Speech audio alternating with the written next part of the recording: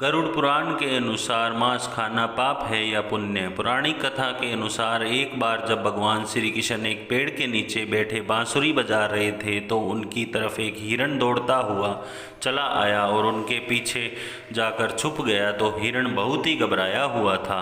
भगवान श्री कृष्ण ने उस हिरण के सिर पर हाथ फेरते हुए कहा, क्या हुआ, तुम क्यों छुप रहे हो? जितने में उस हिरण का पीछा करते हुए एक शिकारी भी वहां आ पहुंचा और बोला, यह मेरा शिकार है, इसे मुझे दे दो, इस पर मेरा अधिकार है। तब भगवान श्री कृष्ण बोले, हर जीवित जीव पर उसका खुद का अधिकार होता है, न कि किसी और का। तब वह शिकारी क्रोध में बोला, यह मेरा शिकार है, मैं पकाकर खाऊंगा। तब भगवान श्री कृष्ण बोले, किसी भी जीव को मारकर खाना पाप की श्रेणी में आता है। क्या तुम पाप के भागी बनना चाहते हो? मांसाहार पुण्य है या पाप? क्या तुम धर्म को नहीं जानते हो? तब वह शिकारी बोला, मैं तुम्हारे जितना ज्ञानी तो नहीं कि यह जान सकूं कि मांसाहार पुण्य है या पाप, पर मैं यह जानता हूँ कि जीव को मारकर खाना, इसमें कोई हर्ज नहीं है। मांसाहार से तो मैं इस जीव को जीव बंधन से मुक्त कर रहा हूँ, फिर क्यों मांसाहार से मना किया जाता है? वैसे भी मैं इसको मारकर नीच योनि से मुक्ति दिलाकर पुण्य ही कमा रहा हूँ, फिर इस पर पाबंदी क्यों? इसे तो प्रोत्साहित करना चाहिए। जहाँ तक मैंने सुना है, जीव हत्या तो शास्त्रों में भी बताया गया है। राजा लोग शिकार किया करते थे। आप ही बताएं, मांसाहार पुण्य है या पाप? भगवान श्री कृष्ण समझ गए कि इसकी बुद्धि मांस खाने के कारण तामसिक हो गई है और इसने सोचने और समझने की बुद्धि भी खो दी है। फिर भगवान श्री कृष्ण बोले, तुम्हारे इस विषय पर पहले मैं तुम्हें कोई राय नहीं दूंगा। मेरी एक छोटी सी कथा सुनने के बाद तुम्हें उत्तर देना है कि मांसाहार पुण्य है या पाप है और तुम्हें मांस खाना है या नहीं। वह शिकारी सोचने लगा कि इसमें मेरा तो कोई घाटा है ही नहीं, इस कथा को मैं सुन ही लेता हूँ, मेरा मनोरंजन भी हो जाएगा और बाद में मुझे इस हिरण का मांस भी मिल जाएगा। तो भगवान श्री कृष्ण ने शिकारी से कहा कि सुनो, एक बार मगध में खाद्य संकट खड़ा हो गया तो अन्न का उत्पादन भी कम हो रहा था। राजा को चिंता हुई कि यदि इस समस्या का शीघ्र निदान नहीं किया गया तो संरक्षित अनाज कोष भी खत्म हो जाएगा और संकट भीषण हो जाएगा। तो राजा ने अपनी राज्यसभा में मंत्रियों से पूछा, देश की खाद्य समस्या को सुलझाने के लिए सबसे सस्ती वस्तु क्या है? मंत्रीगण सोच में पड़ गए। चावल, गेहूं, आलू इत्यादि पदार्थों को उगाने के लिए बहुत श्रम करना पड़ता है। वह तभी प्राप्त होते हैं जब प्रकृति का प्रकोप न हो। ऐसे में तो कुछ सस्ता हो ही नहीं सकता। तभी शिकार का शौक रखने वाले एक मंत्री ने सोचा कि यदि उत्तम अवसर है तो क्यों न अंधाधुंध शिकार के लिए राजा की अनुमति ले ली जाए। उसने सभा में कहा कि सबसे सस्ता खाद्य पदार्थ है मांस, इसके लिए धन का खर्च भी नहीं करना पड़ता और पौष्टिक खाना भी मिलता है। सभा में सभी मंत्रीगणों ने इस बात का समर्थन कर दिया, लेकिन मगध के मंत्री अभी भी चुप थे। राजा ने कहा, मंत्री आप चुप क्यों हैं? आपने कोई अनुमोदन नहीं किया, आपका क्या मत है? मंत्री ने कहा, मैं यह नहीं मानता कि यह कथन सही है कि मांस सबसे सस्ता पदार्थ है, फिर भी इस विषय पर मैं अपने विचार आपके सामने कल रखूँगा। मंत्री उसी रात मांसाहार का प्रस्ताव रखने वाले समंत के घर पहुँचे। समंत ने इतनी देर रात मंत्री को अपने घर आते देखा तो वह घबरा गया।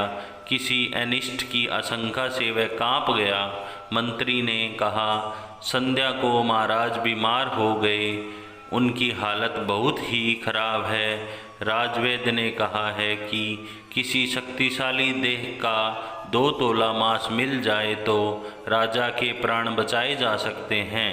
आप महाराज के सबसे विश्वास पात्र हैं, इसलिए आपसे योग्य और कौन होगा। इसके लिए आप जो भी मूल्य लेना चाहें ले सकते हैं। आप कहें तो इस काम के लिए मैं आपको 1 लाख स्वर्ण मुद्राएं भी दे सकता हूँ। एक बड़ी जागीर भी आप मांग सकते हैं। बस आप अपनी इच्छा कहें, मैं तलवार से आपके हृदय को चीर कर बस 2 तोला मांस निकाल लूँगा। यह सुनकर समंत के चेहरे का रंग फीका पड़ गया। वह सोचने लगा, जब जीवन ही नहीं रहेगा तो लाख स्वर्ण मुद्राओं को मैं क्या करूँगा, और बड़ी जागीर भी किस काम आएगी। वह झटपट अंदर भाग गया और अपनी तिजोरी से 1 लाख स्वर्ण मुद्राएं की पोटली लेकर आया। मुद्राएं देकर उसने मंत्री के पैर पकड़ लिए और गिड़गिड़ाते हुए बोला, मंत्री जी, मैं आपकी 1 लाख मुद्राओं में अपनी 1 लाख मुद्राएं और मिलाता हूँ। इन मुद्राओं से आप किसी और समंत के हृदय का मांस खरीद लें, किंतु मुझे जाने दें, यह बात किसी और को पता न चले। मैं आपसे हाथ जोड़कर निवेदन करता हूँ। मंत्री जी यह सब समझ चुके थे। मंत्री सामंत को थोड़ी और मानसिक पीड़ा देना चाहते थे। मंत्री ने आगे कहा, सामंत, आप शरीर से बलवान हैं, आपकी कद काठी महाराज से मिलती जुलती है, इसलिए राजवेद ने खास तौर पर आपका ही नाम लिया है। आपके दान से हमारे अच्छे राजा की जिंदगी बच सकती है। आप कहें तो मैं आपको मंत्री का पद देने के लिए तैयार हूँ और खुद आपका कर्मचारी बनकर रहूँगा, पर प्रजा से हमारे राजा ने छीने। सामंत तो फंसता हुआ दिख रहा था। उसने शरीर पर अंग वस्त्र रखकर अपने जूते भी पहन लिए। जैसे ही वह वहाँ से भागने वाला था, वह तुरंत मंत्री के पैरों में लेट गया। उसने याचना की कि मंत्री जी, मैं इसके योग्य नहीं हूँ। जब प्राण ही नहीं रहेंगे तो मंत्री पद का या राजा का सिंहासन भी मिल जाए तो मैं उसका क्या करूँगा। आप चाहें तो मेरा सब कुछ ले लें, पर मेरे प्राण न लें। मैं अपना ये भवन और सारा धन आपको सौंपता हूँ। रातों रात राज्य से निकल जाऊँगा। इतना कहकर वह अपने घोड़े की ओर भागा और जैसे ही अपने घोड़े पर बैठने लगा, आवाज़ आई कि तुम तो जा रहे हो और तुम्हारे अपने परिवार को पीछे छोड़े जा रहे हो। सामंत बोला, मेरे अपने प्राण से प्रिय कुछ भी नहीं है। जब जीवन ही नहीं रहेगा तो कुटुंब का क्या करूँगा। जीवन रहा तो ऐसे ही सुखी रह लूँगा। इतना कहकर घोड़े पर छलांग लगाकर बैठ भी गया और वह भी चलने को ही था कि मंत्री ने घोड़े की लगाम पकड़ ली। वह सामंत से बोले, भागने की ज़रूरत नहीं है, आप आराम से घर पर ही रहो। मैं किसी दूसरे सामंत के घर जाता हूँ। यह कहकर मंत्री वहाँ से चले गए। मंत्री के वहाँ से जाने पर सामंत के अंदर कुछ जान तो आई, परंतु बेचैनी बनी रही। उसकी नींद खराब हो चुकी थी। मुद्राएं लेकर मंत्री बारी बारी से सभी सामंतों के घर पहुँचे और सभी से राजा के लिए हृदय का 2 तोला मांस मांगा, परंतु कोई भी देने के लिए राजी नहीं हुआ। सबने अपने बचाव के लिए मंत्री को, किसी ने 1 लाख तो किसी ने 2 लाख मुद्राएं तक दे दी। इस प्रकार मंत्री ने एक ही रात में लाखों स्वर्ण मुद्राएं जमा कर ली।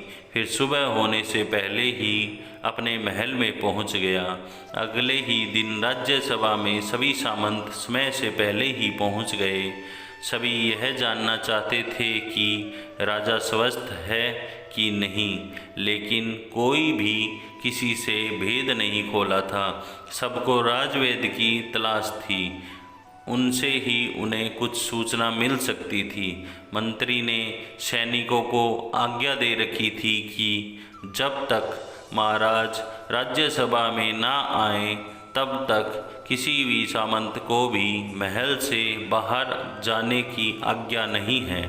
राजा सभा में अपनी चिर परिचित गति में आए और अपने सिंहासन पर आकर बैठे। सभी सामंतों ने देखा कहीं से भी राजा उन्हें अस्वस्थ नहीं लग रहे थे। उन्हें तो कुछ हुआ ही नहीं था। मंत्री ने उनसे झूठ बोला। हर सामंत के मन में यही विचार चल रहा था, पर कोई भी किसी और को कुछ भी नहीं बोल रहा था। तभी मंत्री ने राजा के समक्ष 40 लाख स्वर्ण मुद्राएं रख दी।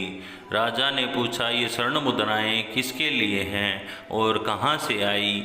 मंत्री ने कहा, 2 तोले मांस के लिए इतनी धनराशि जुटाई है, पर मांस नहीं मिला। अपनी जान बचाने के लिए सामंतों ने यह मुद्राएं दी है। अब आप यह विचार कीजिए कि मांस कितना सस्ता है। राजा को बात समझ में आ गई थी। उन्होंने प्रजा को अतिरिक्त परिश्रम करने का निवेदन किया और राजा के अनाज भंडार में से अनाज निकालकर श्रमिकों को दिया गया। उन्होंने पौष्टिक सब्जियों की खेती का तुरंत आदेश दिया। वह 40 लाख स्वर्ण मुद्राएं इसी कार्य के लिए और श्रमिकों के कल्याण के लिए खर्च की गई। ऐसे साग सब्जी तेजी से उगी, जिससे राजा की प्रजा का कल्याण भी हुआ और पौष्टिकता भी मिली। कुछ समय बाद मौसम अनुकूल हुआ और खेती लहलहाने लगी। इस प्रकार राज्य से खाद्य का संकट दूर हुआ। परमात्मा से यह ज्ञान पाकर शिकारी परिपूर्ण हो गया और उसे ज्ञान की प्राप्ति हो गई और वह जान बचाने गया कि महानता जीवन लेने में नहीं, जीवन देने में है। शिकारी भगवान श्री कृष्ण के आगे हाथ जोड़कर वहाँ से चला गया और उसने कसम खाई कि वह अपने संपूर्ण जीवन में किसी को भी कभी चोट नहीं पहुँचाएगा। भगवान श्री कृष्ण हमें इस कथा के जरिए समझाना चाहते हैं कि हम यह न भूलें कि जिस तरह हमें अपनी जान प्यारी है, उसी तरह सभी जीवों को अपनी जान प्यारी होती है। वीडियो अगर पसंद आया हो तो वीडियो को लाइक और चैनल को सब्सक्राइब ज़रूर करें और अपने दोस्तों के साथ शेयर ज़रूर करें। आपका बहुत बहुत आभारी और धन्यवाद होगा। प्लीज़ वीडियो को लाइक करें, शेयर करें एंड सब्सक्राइब करें। Thank you.